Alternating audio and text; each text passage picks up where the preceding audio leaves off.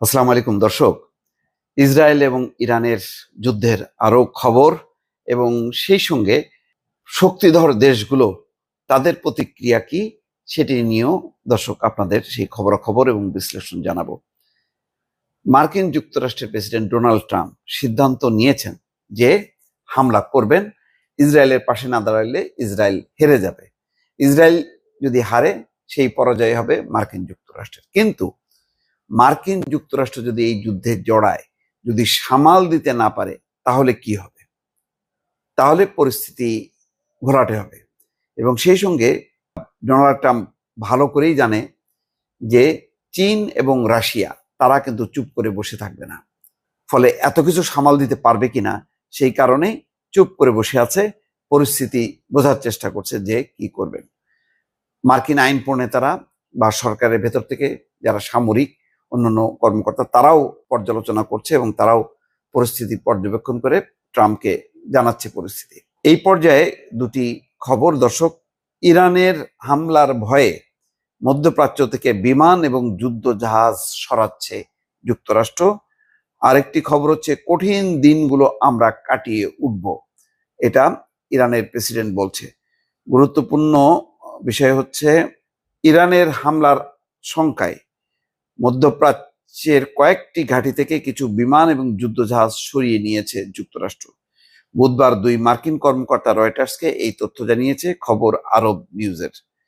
এই পদক্ষেপ এমন এক সময় নেওয়া হলো যখন মার্কিন প্রেসিডেন্ট ডোনাল্ড ট্রাম্প এখন স্পষ্টভাবে জানায়নি যুক্তরাষ্ট্র ইসরায়েলের সঙ্গে যৌথভাবে ইরানের পরমাণু এবং ক্ষেপণাস্ত্র স্থাপনায় হামলা করবে কিনা। এদিকে বৃহস্পতিবার কাতারের মার্কিন দূতাবাসে এক সতর্কবার্তা জারি করা হয়েছে। এতে দূতাবাসের কর্মীদের সাময়িকভাবে কাতারের আল উদেইদ বিমান ঘাঁটিতে প্রবেশ সীমিত রাখতে বলা হয়েছে। দোহার বাইরে মরুভূমিতে অবস্থিত এই ঘাঁটি মধ্যপ্রাচ্য অঞ্চলে যুক্তরাষ্ট্রের সবচেয়ে বড় সামরিক স্থাপনা। নাম প্রকাশে অনিচ্ছুক দুই মার্কিন কর্মকর্তা বলছেন, বিমান এবং যুদ্ধজাহাজ সরিয়ে নেওয়ার উদ্দেশ্যে মূলত যুক্তরাষ্ট্রের সেনা এবং সরঞ্জামকে নিরাপদ রাখা। তবে ঠিক কতগুলো বিমান এবং জাহাজ সরানো হয়েছে, সেগুলো কোথায় নেওয়া হয়েছে সে বিষয়ে তারা কিছু জানাননি। একজন কর্মকর্তা বলেন, আল উদেইদ ঘাঁটির যেসব বিমান শক্তিশালী সুরক্ষার আওতায় ছিল না সেগুলো সরিয়ে নেওয়া হয়েছে। এছাড়া বাহরাইনের একটি বন্দরের জাহাজগুলো সেখান থেকে সরানো হয়েছে। এই বন্দরেই যুক্তরাষ্ট্রের পঞ্চম নৌবহর অবস্থান করে।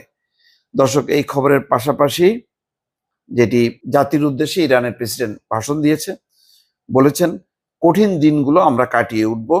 ইরানের প্রেসিডেন্ট মাসুদ পেজেশকিয়ান জাতির উদ্দেশ্যে দেওয়া এক বার্তায় বলেছেন, কঠিন দিনগুলো আমরা কাটিয়ে উঠব।